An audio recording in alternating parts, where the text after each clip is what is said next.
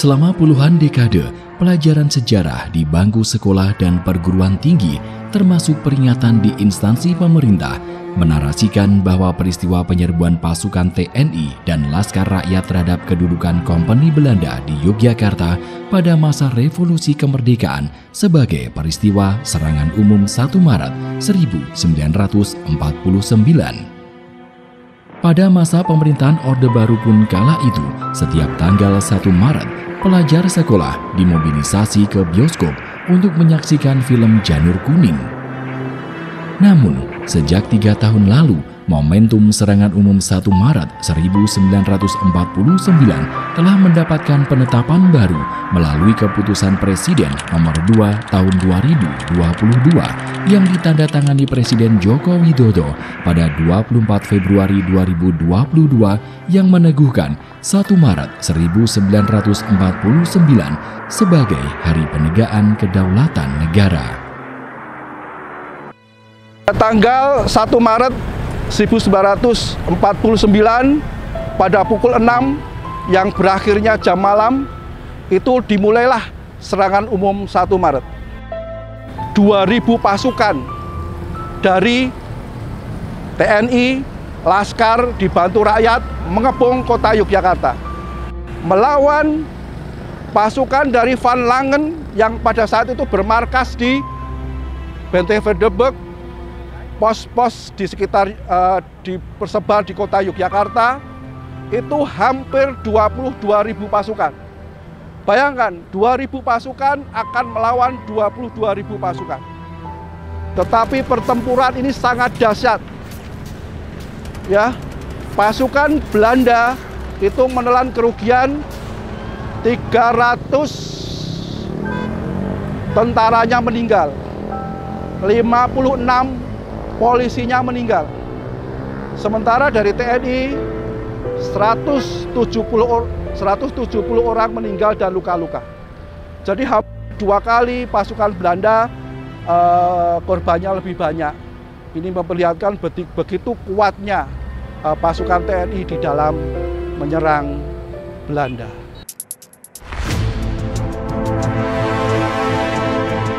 Hari Penegakan Kedaulatan Negara merupakan pemaknaan ulang terhadap sejarah peristiwa serangan umum 1 Maret 1949. Peristiwa serangan umum bukanlah peristiwa bersifat lokal, melainkan sebagai peristiwa nasional yang sangat menentukan kedaulatan bangsa kala itu, sehingga wajib dipahami dan dimaknai oleh segenap komponen bangsa. Peristiwa serangan umum 1 Maret 1949 memberikan dampak sangat signifikan bagi perjuangan bangsa Indonesia. Pertama, serangan ini mendongkrak mental bertarung bangsa Indonesia. Di tengah minimnya persenjataan yang dimiliki, hanya dengan bermodalkan semangat bambu runcing, bangsa Indonesia mampu memukul mundur tentara Belanda. Kedua, serangan ini membuka mata dunia internasional bahwa eksistensi tentara RI dan kekuatan rakyat untuk mempertahankan kemerdekaan masih sangat kuat. Ketiga, serangan ini pada gilirannya mendorong dunia internasional untuk menekan militer Belanda untuk menghentikan agresi militernya di Indonesia dan masuk dalam ruang perundingan.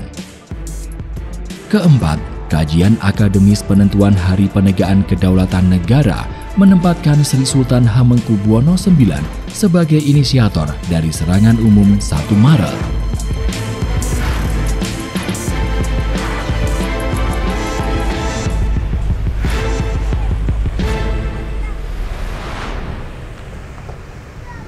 Sekarang saya berdiri di depan kawasan Benteng Vredenburg.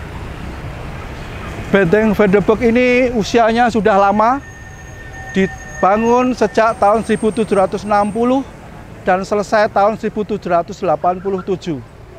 Pada saat serangan umum 1 Maret 1949, Benteng Vredenburg ini menjadi markas Belanda. Pasukan dari Van Langen yang saat itu menguasai Yogyakarta itu bermarkas di Benteng Vredenburg ini. Sementara perwira-perwira itu tinggal di Hotel Merdeka dan Hotel Tugu. Nah, serangan umum 1 Maret ini karena mempunyai kedahsyatan yang luar biasa dan mempunyai pengaruh yang luar biasa dalam kedaulatan bangsa Indonesia. Karena apa? Karena setelah serangan umum 1 Maret, berita serangan umum 1 Maret itu disebarkan ke seluruh dunia melalui radio PC Auri di Playen, ya, yang disebarkan oleh Kapten Budiarjo. Nah, setelah dunia tahu bahwa Indonesia masih ada, TNI masih ada, TNI telah berhasil menguasai Yogyakarta selama 6 jam. Maka dunia internasional mengetahui bahwa Indonesia masih ada, tidak seperti yang disebarkan atau diberitakan oleh Belanda. Kita tahu bahwa pentingnya serangan 1 Maret, kita lihat kedaulatan bangsa Indonesia sudah kita dapat pada tanggal 17 Agustus 1945.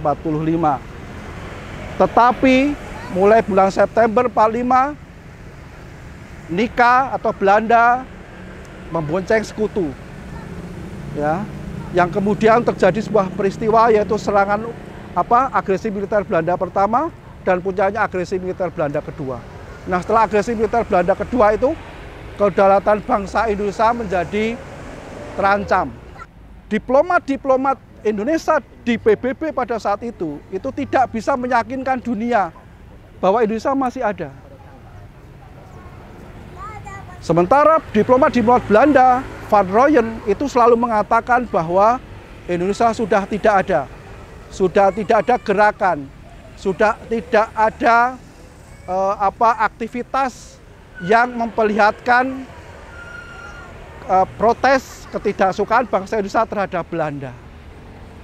Nah, inilah maka kemudian dengan adanya serangan umum 1 Maret memperlihatkan kepada dunia bahwa bangsa Indonesia masih ada, maka Amerika kemudian juga PBB mendesak kepada Belanda dan Indonesia untuk segera melakukan perundingan yang dikenal dengan nama perundingan atau perjanjian Rom-Rooyen yang ditandatangani pada tanggal 7 Mei 49. Nah, dari perjanjian Rom-Rooyen ini maka diputuskan pertama ibu kota Yogyakarta harus dikembalikan kepada Republik.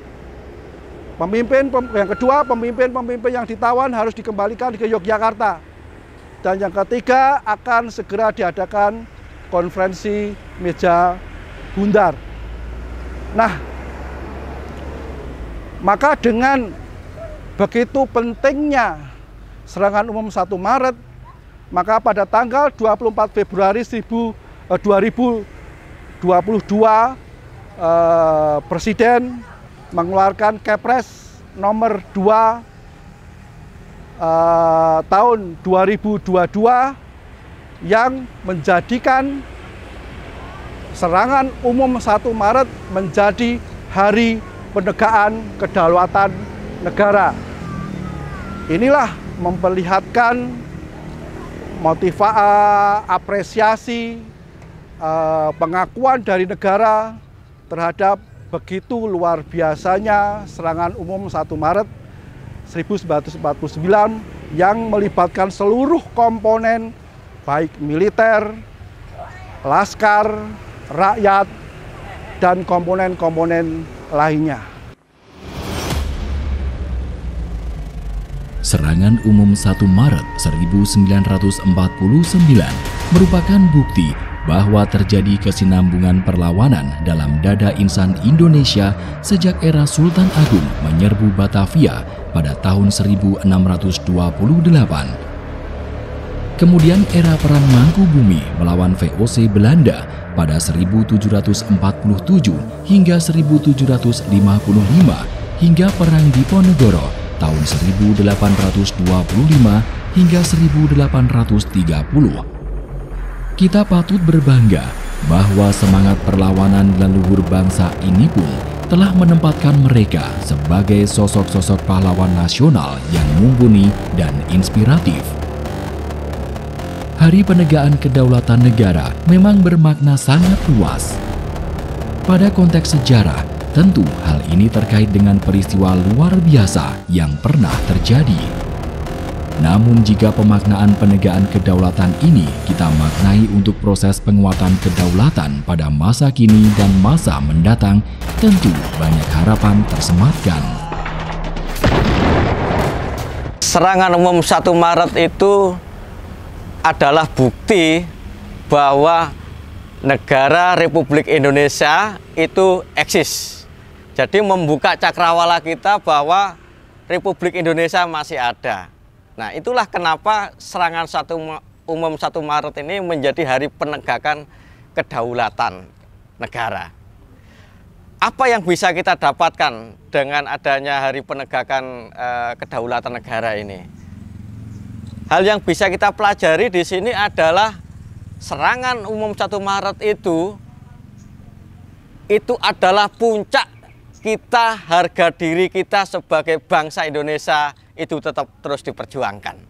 Selama ini berkaitan dengan serangan umum 1 Maret hanya dipahami sebagai salah satu hari yang kemudian diperingati oleh bangsa Indonesia, khususnya pun juga warga daerah istimewa Yogyakarta. Nah, harapan kita ketika kemudian ada perubahan dari sekedar memperingati sehari sejarah menjadi berbeda, maka harapan ke depan masyarakat semakin banyak yang kemudian mengetahui tentang sejarah dan nilai penting serangan 1 Maret yang kebetulan berada di daerah istimewa Yogyakarta.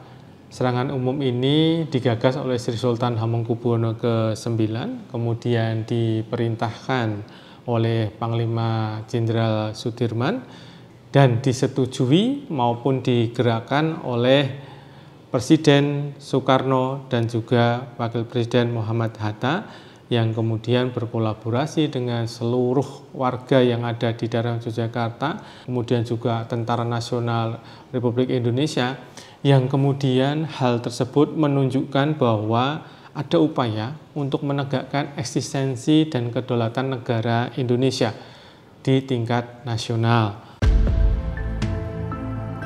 Kita kini tak lagi berhadapan dengan musuh-musuh negara secara fisik, melainkan menyublim dalam wajah proksi alias musuh tersembunyi.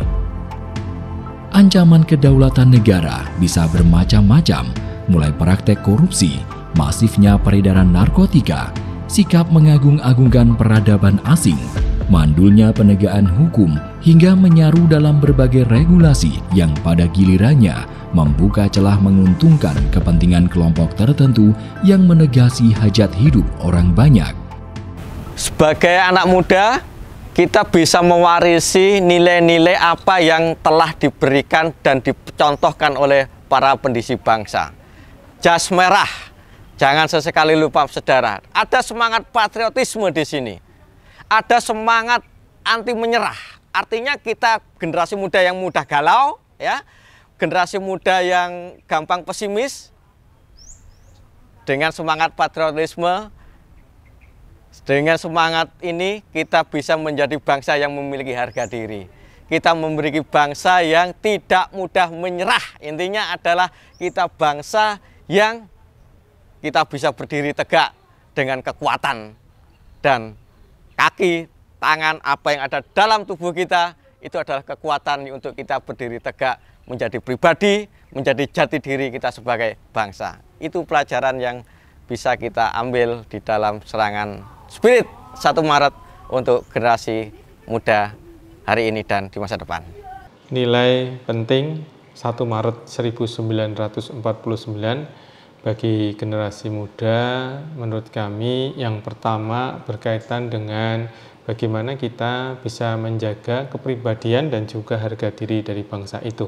Selain itu juga semangat dari para pahlawan ketika itu di mana pantang menyerah, patriotik, kemudian juga rela berkorban, kemudian juga mempunyai jiwa dan rasa nasional, perlu untuk kemudian ditiru oleh generasi-generasi muda yang menjadi pewaris dari bangsa Indonesia, khususnya dari warga daerah istimewa Yogyakarta. Di usia NKRI ke-80 tahun ini, hal paling utama adalah sifat eling lan waspodo. Eling adalah ajakan supaya kita selalu mengingat pengorbanan dan jasa-jasa semua pendahulu bangsa. Waspodo adalah sikap cermat, melihat, mengkaji, dan mengambil keputusan terbaik dalam urusan apapun untuk keberlangsungan bangsa dan negara.